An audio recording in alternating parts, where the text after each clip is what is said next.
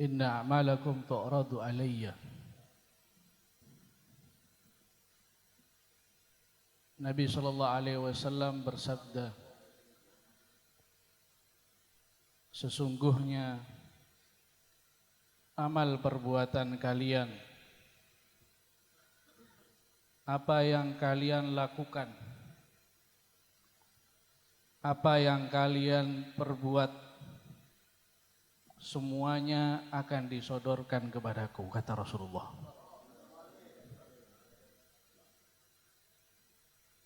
Bagaimana jika kita renungkan, kita bayangkan dosa-dosa kecil,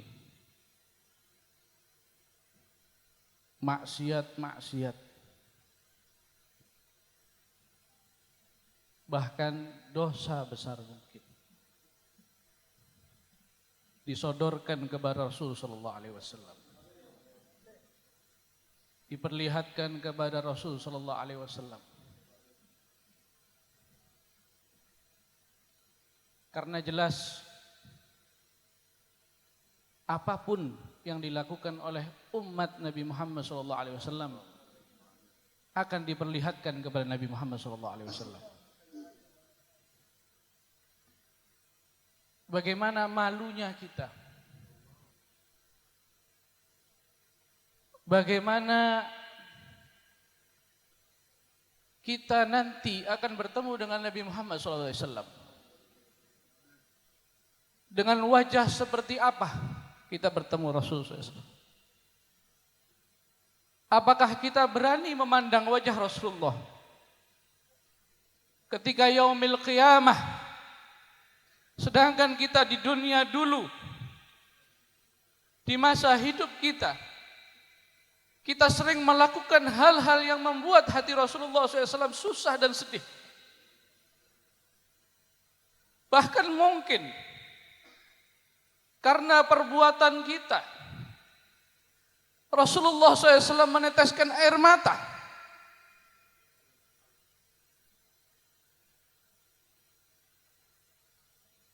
Apakah berani nanti kita hari kiamat? Apakah tidak malu kita mengucapkan Isfa'li ya Rasulullah? Apakah kita tidak malu minta syafaat kepada Rasulullah? Sedangkan kita tidak pernah berbuat apapun yang bisa menyenangkan hati Rasulullah. Mungkin kita sekarang di dunia, dengan suara lantang kita menyebut, kita menadahkan tangan, Isfa'lana ya Rasulullah. Berikan kami syafaat wahai Rasul. Bantu kami wahai Rasul. Tapi belum tentu nanti di akhirat, belum tentu nanti di hari kiamat kita melihat Rasulullah SAW, lidah kita mampu mengucapkan itu.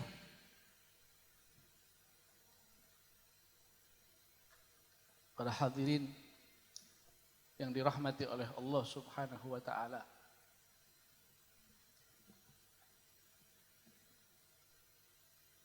kita nanti di hari kiamat tidak lagi mencari orang tua kita. Kita nanti di hari kiamat tidak lagi mencari saudara kita. Kita nanti di hari kiamat tidak lagi mengharap siapapun. Hari itu para nabi-nabi pun sudah lepas tangan, angkat tangan. Nafsi, nafsi. Sudah cukup. Aku juga punya urusan. Aku juga punya dosa. Aku juga punya kesalahan. Semua mereka angkat tangan. Tidak ada yang mau membantu kita di hari kiamat kecuali Rasulullah SAW. Semuanya menolak. Semuanya angkat tangan, semuanya lepas tangan. Tibalah kita kepada Rasul sallallahu alaihi wasallam, harapan kita yang terakhir. Apa yang terjadi ketika kita menghadap Rasul sallallahu alaihi wasallam? Rasulullah SAW dengan membuka tangannya mengatakan, "Ana laha, ana laha." Aku siap membantu kalian. Aku yang akan memberi syafaat kalian. Makanya kita sekarang di dunia, supaya kita nanti dibantu oleh Rasulullah dengan syafaatnya, di dunia bantulah Rasulullah SAW. Sebarkan dakwahnya Rasulullah SAW. Bantu dakwahnya Rasulullah SAW. Kita nggak puas. Kita nggak puas kalau kita hanya sekedar mendapatkan syafaat Rasulullah. Kita nggak kepingin hanya syafaat Rasulullah. Kita yang inginkan nanti di hari kiamat kita diakui sebagai umat Rasulullah SAW. Bahkan kita dibanggakan oleh Nabi Muhammad SAW.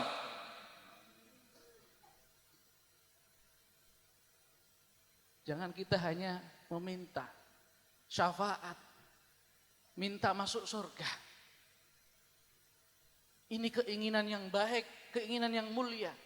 Tapi para aulia, para solehin, mereka punya himamul aliyah, punya semangat yang tinggi, punya cita-cita tinggi. Mereka tidak mau dengan sekedar derajat yang rendah. Mereka tidak mau hanya sekedar bertemu dengan Rasulullah SAW di akhirat. Mereka ingin bertemu dengan Rasulullah SAW fid dunya wa fil barzah wa fil akhirah. Allahumma shalli ala sayyidina Muhammad.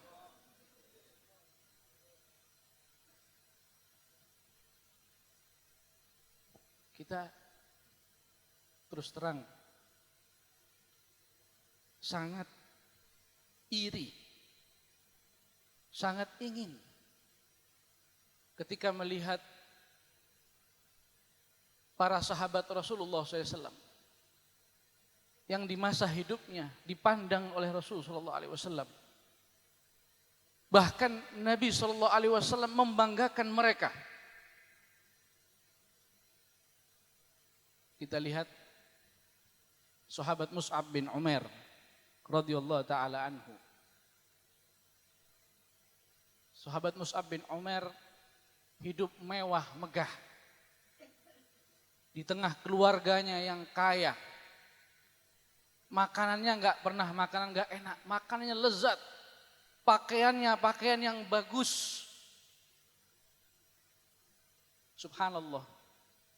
Ketika Mus'ab bin Umair mengenal Rasul sallallahu alaihi wasallam, cinta kepada Rasul sallallahu alaihi wasallam, beliau menyampaikan kepada orang tuanya bahwasanya ingin masuk Islam, ingin beriman. Apa yang terjadi? Orang tuanya mengatakan, jika engkau beriman dengan Muhammad sallallahu alaihi wasallam, maka tinggalkan rumah ini. Jangan membawa sesuatu apapun dari rumah ini. Pakaian pun jangan kau bawa. Mulai saat ini kau bukan anakku. Apa yang terjadi? Sahabat Mus'ab bin Umair keluar dari rumahnya. Memakai pakaian dari kulit domba. Tidak membawa harta apapun. Hanya pakaian yang beliau miliki. Hanya pakaian kulit domba yang beliau bawa. Beliau menuju Rasul sallallahu alaihi wasallam. Ketika itu Rasulullah SAW mengatakan kepada para sahabat, "Unduru ila hadzal 'abd alladzi nawwarallahu qalbah." Hei sahabatku, lihat itu. Hamba yang diterangi hatinya oleh Allah. Ini orang hidup megah, hidup mewah. Penuh dengan kenikmatan, ditinggalkan semuanya demi Allah dan Rasulnya. Ini yang patut kita ingini, bukan kehidupan seperti kehidupan artis, kehidupan pejabat, bukan. Kehidupan seperti para sahabat yang mana dibanggakan oleh Rasulullah SAW. Kita sekarang bangga-banggaan pakai mobil mewah, HP bagus, manfaat. Gak ada manfaatnya. Pujian orang yang sebentar saja, tapi di akhirat kita rugi. Lebih baik kita di dunia penuh dengan kesusahan, kesedihan, penuh dengan kesederhanaan, tapi nanti di akhirat kita dibanggakan oleh Rasul sallallahu alaihi wasallam. Pernah suatu saat Rasulullah SAW sedang menunggu Sayyidatuna Aisyah radhiyallahu anha. Rasulullah SAW menunggu. Sehingga dengan jangka waktu yang lama, Rasulullah SAW akhirnya mencari Sayyidatuna Aisyah radhiyallahu anha. Wahai Aisyah, sungguh lama sekali engkau datang. Ma habasaki. Apa yang membuat engkau telat datang? Aku menunggumu. Kata Sayyidatuna Aisyah radhiyallahu anha, wahai Rasulullah, saya tadi mendengarkan bacaan Al-Quran yang tidak pernah saya dengar bacaan yang lebih bagus dari itu. Di mana wahai Aisyah? Itu di sebelah. Di situ Rasulullah SAW mendengarkan bacaan Al-Quran tersebut. Dinikmati oleh Rasulullah SAW bacaan Quran tersebut. Kemudian beliau dengan bangganya mengatakan, hada Salimun Maula Abi Hudzaifah. Ini suaranya Salim, budaknya Abi Hudzaifah. Ini adalah suaranya Salim, budaknya Abi Hudzaifah. Bayangkan ini seorang budak. Dibanggakan oleh Rasulullah SAW. Sampai beliau mengatakan, alhamdulillahilladzi ja'ala fi ummati mithlah. Rasulullah SAW bersyukur punya umat seperti Salim Maula Abi Hudzaifah. Bagaimana perasaan hati kita kalau kita dibanggakan oleh Rasulullah SAW? Bagaimana perasaan kita ketika kita dibanggakan oleh Rasulullah SAW sebagai umatnya? Dan ini tidak gratis hadirin. Ini tidak mudah. Ini tidak seperti membalikkan tangan. Salim Maula Abi Hudzaifah, beliau waktu perang berjihad fi sabilillah. Beliau korbankan nyawanya demi Rasulullah SAW. Ketika itu beliau tergeletak di antara jenazah-jenazah orang-orang yang sudah mati dari kaum muslimin. Dari ratusan jenazah yang sudah mati, ada salah satu sahabat yang memeriksa. Barangkali ada yang masih hidup. Barangkali di antara ratusan jenazah ada yang masih hidup, diperiksa oleh sahabat. Ketika diperiksa satu persatu, subhanallah, ada yang masih bernafas. Di nafasnya yang terakhir dalam keadaan sekarat. Siapa itu? Salim Maula Abi Hudzaifah. Sudah terengah-engah. Nafasnya sudah hampir habis. Ditawari oleh sahabat ini. Apakah engkau ingin minum? Apakah engkau ingin minum? Karena ini suasana yang sangat genting. Di tengah-tengah peperangan begitu panas. Posisi sudah di akhir hayatnya, ditawari seteguk air untuk meringankan sakitnya, untuk meringankan kesusahannya, untuk meringankan sakaratil mautnya.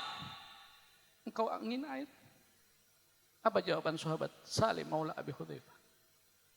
Jurrani ilal adu. Seret badanku yang sudah lemah kepada musuh. Seret badanku ke arah musuh. Aku tidak ingin mati di sini. Aku ingin mati di depan musuh. Supaya Allah menyaksikan bahwasanya aku mati dalam keadaan membela agamanya.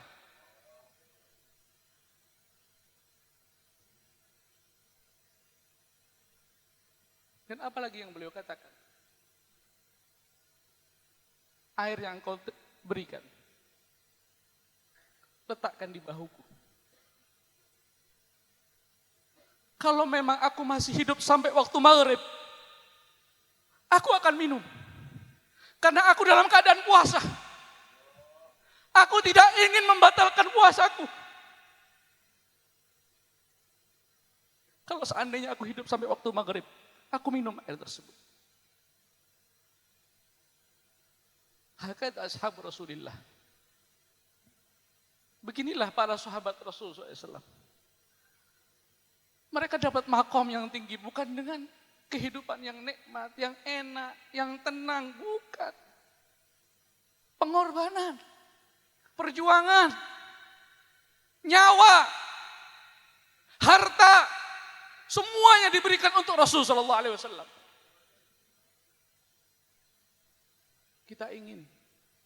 Kita berharap kita seperti para sahabat. Kita ingin seperti Al-Imam Ghazali radhiyallahu taala anhu yang dibanggakan oleh Rasul sallallahu alaihi wasallam. Ketika Al-Imam Abi Hasan As-Sadili radhiyallahu taala anhu bermimpi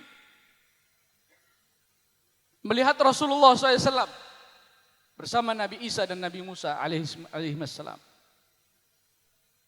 Di situ ada Imam Ghazali. Apa yang diucapkan Rasulullah SAW kepada Nabi Musa dan Nabi Isa? Afi ummatikuma habrun kahada. Wahai Musa, wahai Isa, apakah ada di umatmu ada orang yang alim seperti ini? Adakah orang yang soleh alim seperti ini di umatmu? Nabi Musa dan Nabi Isa serentak mengatakan, la, gak ada. Dibanggakan oleh Rasulullah SAW di hadapan para nabi. Al-Imam Abi Hasan Al-Syadzili tidak pernah dipanggil namanya oleh Rasulullah SAW. Nabi SAW kalau menyebut beliau, ya muwaffaq, hai orang yang mendapatkan taufik, ya mubarak, hai orang yang penuh barokah. Kita ingin seperti itu. Kita ingin dibanggakan oleh Rasulullah SAW. Kalau kita cucunya, kita ingin disebut dari mulut yang mulia, waladi, wahai anakku. Kalau kita umatnya Nabi, kita ingin disebut wahai umatku.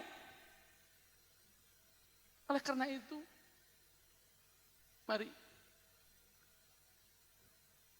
dengan memperingati khol Al-Imam Al-Arif Billah Al-Habib Abu Bakar bin Husain As-Segaf rahimahullah,